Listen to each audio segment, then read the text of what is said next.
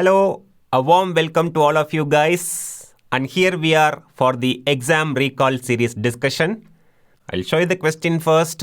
I'll give you some time to think and reflect. You tell me the answer and we'll find out whether it is correct or wrong, and we will have a very important discussion. So this discussion is very important because every exam you may get questions exactly ditto repeated, or from the same topic they will ask you questions. So this discussion is very important. Let's focus on the INI CET Physiology recall questions. Many picture-based MCQs were asked. Let me show you the first question. A and B in the graph below are representative of which of the following ions in terms of permeability for action potential generation? This is A, which happens first. This is B, which happens second. Any guess? Any idea? We'll come to the answer. But before that, a very important discussion, nerve action potential, comparing side by side action potential with ion conductance. We have a very important depolarization phase, which is because of sodium coming inside. Then we have repolarization where potassium goes out. Then this more negative phase, usually it goes up to minus 90 millivolt. We have the RMP, that is minus 70, but during this phase is called as hyperpolarization, where it goes more negative. It can go up to minus 90 and come back again to the resting state. So we have depolarization, repolarization, hyperpolarization.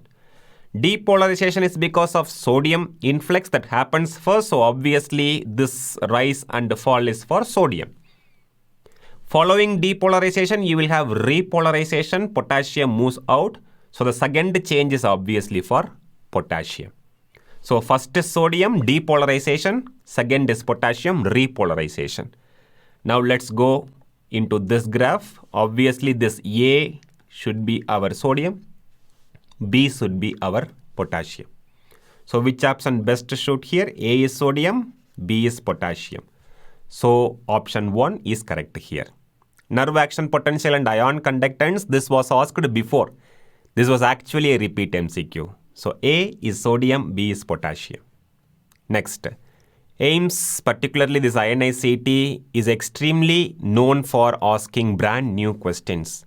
One such question is this. Which of the following happens in response to heat acclimation? A very important graph asked for the very first time. Heat acclimation. A very important concept. Let me tell you the discussion first. Remember guys. Yes guys. Exercise in heat environment or hot environment, our body must undergo lot of adaptations for us to perform well in spite of encountering heat environment. There are lot of adaptations happening in our body to make us more efficient to work in that hot environment. What we call them as? We call them as heat acclimation. These are the adaptive changes which are going to help us to make us more efficient to work in that hot environment. What are the important adaptations, sir? Most importantly, look very carefully. Plasma volume expansion happens. A very important part of heat acclimation. This helps us to exercise better. Because exercising means sweating. There may be dehydration. Plasma volume depletion, there may be dehydration depletion, but acclimation means plasma volume expansion happens. This is an adaptation. Plasma volume expansion to take care of dehydration. Then look very carefully. This is heart rate. There is fall in heart rate during exercise as a part of adaptation or acclimation. Why? You are now having a very good reserve of heart rate to perform exercise for more time. So as a part of adaptation, in the starting itself, we are starting with a less heart rate so that we can perform for more duration. This heart rate will come as a reserve. There is fall in heart rate as a part of acclimation. Then core temperature and skin temperature, both of them decreases. Why, sir? Because you may stop exercise if there is increase in body temperature, right? If you want to do exercise for more time, your temperature have to be held in check. They should not rise. So as a part of adaptation, core temperature, skin temperature falls. Heart rate decreases, core temperature and skin temperature decreases. Most importantly, sweating. There is increase in sweating. Extremely important out of all the adaptation, because sweating is a form of heat dissipation, guys. So if at all your body heat rises, it will be effectively dissipated because of increase in sweating rate. You will get a very good thermal comfort. Comfortably you can perform that exercise. And finally, your exercise capacity improves. All this part of adaptation.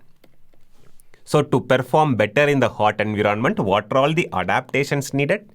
Plasma volume expansion, fall in heart rate, fall in core temperature and skin temperature, increase in sweat rate, a good thermal comfort, and a very good exercise capacity to carry that exercise in spite of working in hot environment. Now with this idea, let's go to the question. Which of the following happens in response to heat acclimation? It is not plasma volume depletion, plasma volume expansion. Thermoregulatory center stops responding. Thermal receptors gets desensitized. No. But what is the most important thing we have discussed? Increase in sweating. This is going to be the answer. Increase in sweating to dissipate heat so that your body temperature will not rise. You can exercise for a longer duration in hot environment. This is about heat acclimation. A very important graph. Please to revise this. Definitely question will come in future. Next, match the following. Match the following molecules with their carriers in plasma transporter. Prealbumin 1 is definitely for A, thyroxine. So this prealbumin is also called as transthyretin. Thi here stands for transporting thyroid hormone. Ret here stands for transporting vitamin A. Prealbumin is also called as transthyretin for transporting thyroid hormones and vitamin A. Albumin is for fatty acids. Albumin is for fatty acids. Haptoglobin can combine with free hemoglobin. And hemopexin combines with heme. So prealbumin for thyroxine, albumin for fatty acids, haptoglobin for hemoglobin, hemopexin for heme. A very important match the following MCQ. Next, which physiological adaptation does not happen in high altitude? The basic problem in high altitude is hypoxia. So in response to this hypoxia, remember guys, very important MCQ, first erythropoietin comes, which is known to increase RBC. Second, in response to hypoxia, we will have vascular endothelial growth factor, which is going to promote angiogenesis, new blood vessel formation. Hypoxia, erythropoietin, RBC will increase. Hypoxia, vascular endothelial growth factor, angiogenesis. Hypoxia, lung, very particular, unique. Lung always undergoes pulmonary vasoconstriction. Lung is unique. In response to hypoxia, it always undergoes vasoconstriction. There will be polycythemia. There will be new blood vessel formation.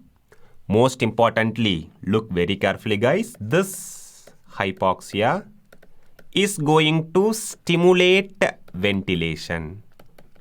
Hypoxia stimulating ventilation, you will get hyperventilation.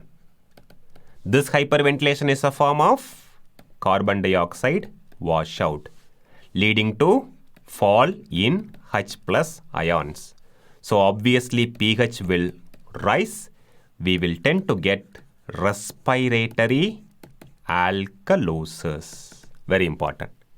Hypoxia stimulating ventilation. There is hyperventilation. Carbon dioxide washout. Fall in H plus ions. Rise in pH. The individual is more prone for respiratory alkalosis.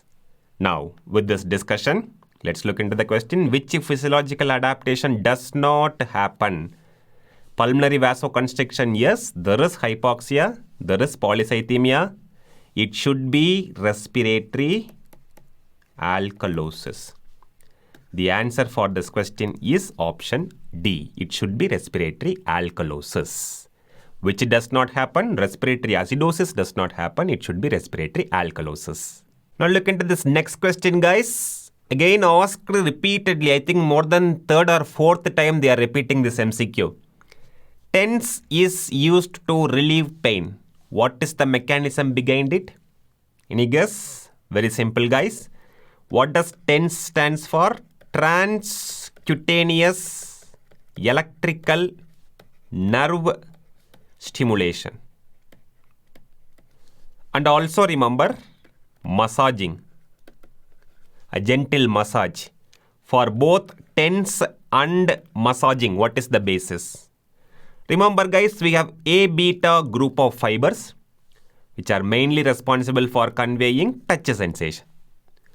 We have A delta and C fibers mainly responsible for pain sensation. If you stimulate this A beta, just touch, gentle touching by way of massaging or cutaneous electrical stimulation with the help of TENS, either by massaging or TENS, if you activate this A beta touch fibers, these touch fibers are known to inhibit pain transmission. Stimulating touch fibers, this touch fibers A beta will definitely inhibit pain transmission. So pain conduction will be abolished. Pain transmission will be abolished. There will be relief of pain. We call this important mechanism as gate control theory. Very important. Gently stimulating touch fibers by massaging or electrically stimulating touch fibers, they are A beta. When you stimulate A beta will inhibit transmission of pain from A delta and C fibers.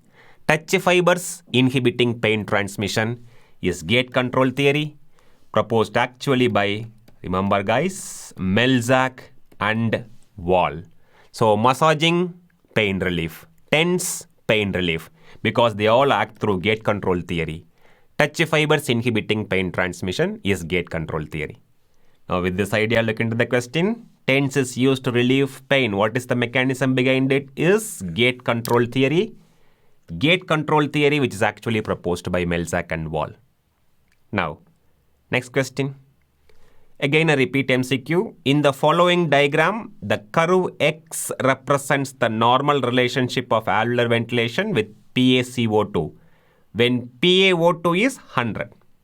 So X PO2 of 100 millimeters of mercury. If the pH changed from 7.4 to 7.3, change in alveolar ventilation will shift to which of the following curve? So X corresponds to a PO2 value of 100 millimeters of mercury. Change in alveolar ventilation will shift to which of the curve? If the pH changed from 7.4 to 7.3. To understand this important graph, remember guys, in this diagram, this red color family of curves are recorded when the pH is 7.4. This green, this family of curves are recorded when the pH is 7.3. Red is 7.4, green is 7.3. This X corresponds to a PO2 value of 100. We are shifting the pH from 7.4 to 7.3. So correspondingly, the C is for the PO2 of 100. When the pH is 7.4, it is X that corresponds to PO2 of 100. When the pH is shifted to 7.3, it is the C that corresponds to PO2 of 100. Most importantly, this graph, whenever there is shift to left, remember guys, left shifting, there is definitely greater increase in ventilation. When the curve is shifted to the right side, if there is a right shift, there is lesser increase in ventilation. So red curves, pH 7.4. Green curves, pH 7.3. Shift to left means the green side. Shift to left means there is greater increase in ventilation. Shift to right, the red side, means there is lesser increase in ventilation. So X corresponds to PO2 of 100. Now what is going to correspond to in this green curves? PO2 of 100, it should be C. Now look into this question. If the pH changed from 7.4 to 7.3, this green color are for 7.3. Change in annular ventilation will shift to which of the following curve? When pH is 7.4, it is X. When pH is 7.3, it should be C. The answer for this is curve C. Very important. In this graph, remember very simple points. Red color ones, pH 7.4. Green color ones, pH 7.3. Shift to left means greater increase in ventilation. Shift to right means lesser increase in ventilation. Very important. Next. Counter current mechanism is present in which of the following parts of the body? Any guess, guys? What is counter current system? For counter current system, you actually need two tubes. You need two tubes. This is the first tube. This is the second tube. Both these two tubes should be very, very close to each other. The direction of fluid movement should be opposite in them. The direction we are seeing is opposite in them. Two tubes very close to each other. This constitutes something called as counter current system, which is actually found in kidneys, where loop of Henle. It is also found in testis, in GI tract, and also in lungs. Two tubes very close to each other. The direction of fluid movement is opposite in both of them, constitute a counter current system, which is actually found in kidney, testis, GIT, and lungs. Now let's go into the question. Counter current mechanism is present in which of the following parts of the body? Testis, kidney, GI tract, lungs. So the answer for this is B, C, D, and E. It is not found in I. Yes. Next question. Below are two vessels shown. Assuming the pressure along both of the vessels is the same and both of them follow linear flow pattern, what will be the amount of blood flow in A when compared to B? This is A blood vessel. This is B blood vessel. What is actually happening in A? The diameter or the radius is twice. The length is also twice, 2 times length in A. What is going to happen, sir? You need to understand an important formula that is called as Poiseuille-Hagen formula.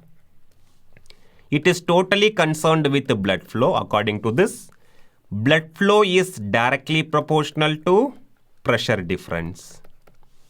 It is directly proportional to the 4th power of radius, blood flow, but inversely proportional to length of the blood vessel and also viscosity. So blood flow is directly related with the pressure difference and the 4th power of radius, but inversely related with the length of the vessel and the viscosity. Now let's go here. In A, what is going to happen? Flow is directly proportional to 4th power of radius. So it is twice 2 to the power 4. How much it is? 16. Divided by the length is doubled. So 16 by 2. Here it will be 8 times. What is the answer here? 8 times. Simple. Flow directly related to 4th power of radius. It is twice here. So 2 to the power 4, 16. It is inversely related with length. Length is doubled. So divided by 2. So 16 by 2 is 8. So in blood vessel, the flow is 8 times. An important question exclusively based on Poiseuille-Hagen formula, which is concerned with blood flow. Blood flow is directly proportional to pressure difference, 4th power of radius, but inversely proportional to length and viscosity. Now guys, the next question on membrane transport processes. Substances and the type of transport across a membrane are given below. Choose the correct combination. Remember guys, gases. Oxygen, carbon dioxide, nitrogen. All gases, simple diffusion. True.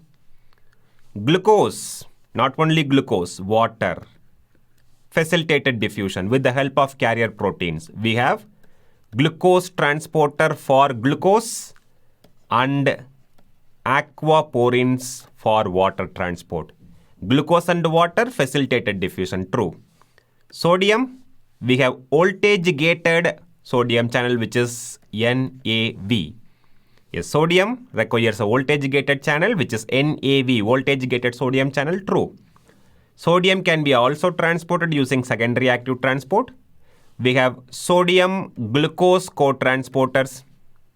We have sodium potassium 2-chloride co-transporters. We have sodium iodide symporters. All these are secondary active transport. So this is also true. SGLT, sodium potassium 2-chloride co-transporter, sodium iodide symporter. And finally calcium. We have calcium ATPase. This is our so-called Cerca pump. Very important. It requires energy in the form of ATP, so active transport. All are true. Oxygen, simple diffusion. Glucose, facilitated diffusion. Sodium, voltage gated channels. Sodium also needs secondary active transport. Calcium, we have calcium ATPase Cerca pump. Primary active transport or active transport. Simple. Next, muscle contraction, molecular basis. Myosin ceases to be in contact with actin filament as a result of. Again asked 3 times so far, the same question. Myosin detachment from actin because of or as a result of. Let's have a discussion first.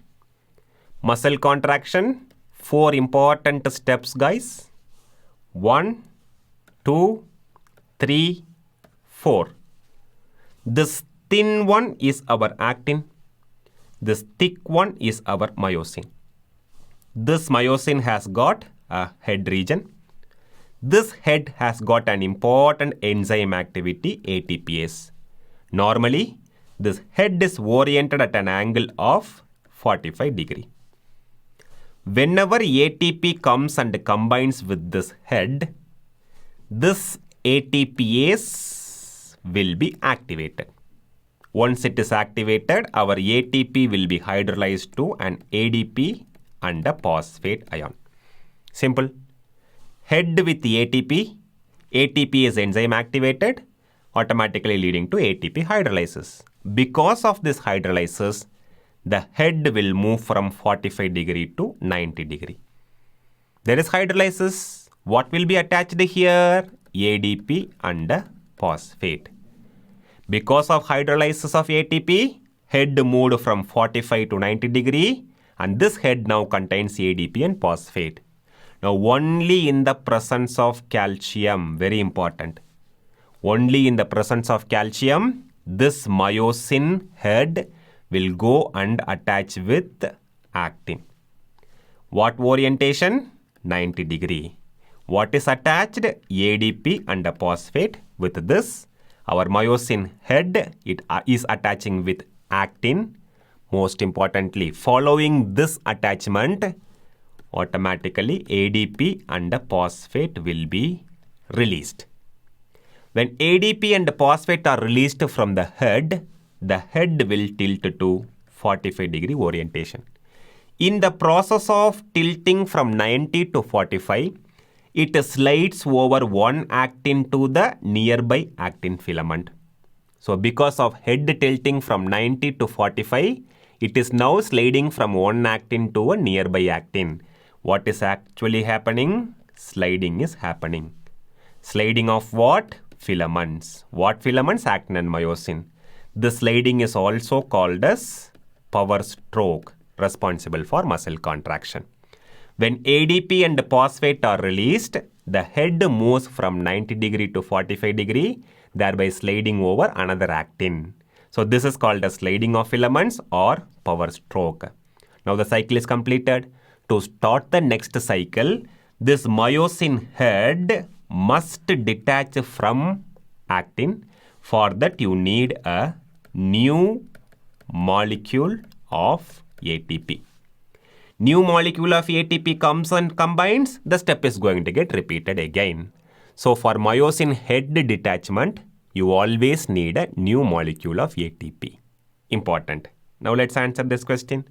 Myosin ceases to be in contact with actin filaments as a result of, very important. The answer is simple. Attachment of ATP, a new ATP to myosin head. Whenever a new ATP molecule attaches to myosin head, this myosin head will detach from actin.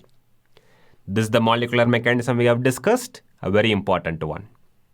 Next, transport of iron into enterocytes is done by which of the following proteins? Is it transferrin, ferroportin, hepcidin, or divalent metal transporter? What do you think? Iron absorption, very important, guys. This is our enterocyte. This is the lumen. This is near the blood. So obviously, blood vessel end is basolateral. Now in the lumen, from the diet we will have our iron in ferric form. It will be converted to ferrous, Fe2+, with the help of ferric reductase. It is 2+, which means divalent. This ferrous divalent will now move into this enterocyte with the help of a divalent metal transporter. This was the question asked. This ferrous form will move into this enterocyte with the help of divalent metal transporter. So the ferrous is coming inside. One more source of this ferrous is heme. Inside this enterocyte, this ferrous form is converted to ferric form and stored as ferritin. Ferric form, it is made now. This ferric form is stored as ferritin. This ferritin is the storage form inside this enterocyte. Now the remaining Fe2+, that is ferrous, move into this basolateral end with the help of ferroportin. Ferroportin is found in the basolateral region, which is going to transport this ferrous out. Outside, this ferrous form will be converted to ferric form with the help of hepcidin. Now this ferric form combines with the transferrin and gets transported in blood. So from enterocyte, it moves out through ferroportin. So once outside, this ferrous form will be converted to ferric form with the help of hepcidin, and this ferric form combines with the transferrin and gets transported. Particularly this basolateral region, there is ferroportin, which is actually inhibited by an important regulator which is called as hepcidin. Hepcidin inhibits iron absorption by inhibiting ferroportin. Ferroportin is found in the basolateral segment. So what was the question asked? To move into the enterocyte, what is actually needed? The answer for the question, transport of iron into enterocyte, is done by which of the following proteins? The answer is very simple, divalent metal transporter, DMT. The answer is option D here. Answer is D here. Very important, iron absorption. Many questions were asked before. Hepcidin, an important regulator that inhibits iron absorption. Remember its name, hepcidin.